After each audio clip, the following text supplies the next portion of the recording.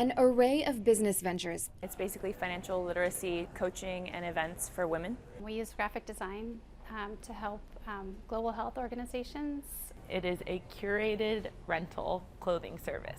All working under the same roof. This is a women-centric workspace in Seattle called the Riveter. We saw a real need to provide not only physical space, but also the greater community that comes with that to help support women first.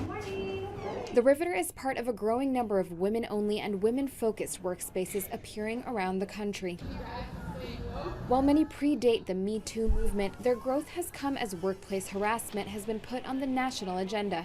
They're also tapping into a desire for women to work in a supportive environment that's different from stereotypical corporate culture.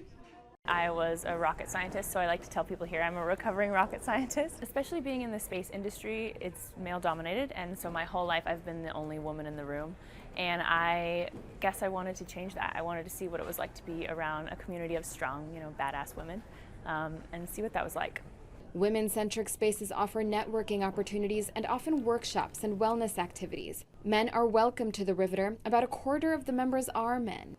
Men want to participate in altering this landscape. Can we actually envision a post-Me Too world by convening men and women in a safe space where those kinds of hard conversations and explorations can happen?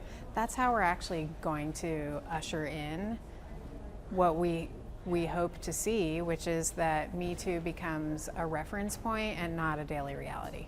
The emergence of working spaces catering to women comes as the general co-working industry rises around the world. And then as you start to learn more and the market starts to evolve, there start to be more options that are a little more specific or niche-y to fit what specifically someone might be looking for.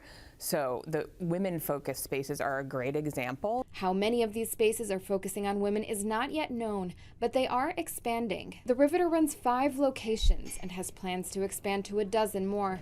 Another workspace company, The Wing, is establishing a presence on the West Coast after starting in New York. We need to see what we can be. Underlining a growing industry led by women for women with the aim of changing the nation's workplace landscape. Noreen Nasser, The Associated Press.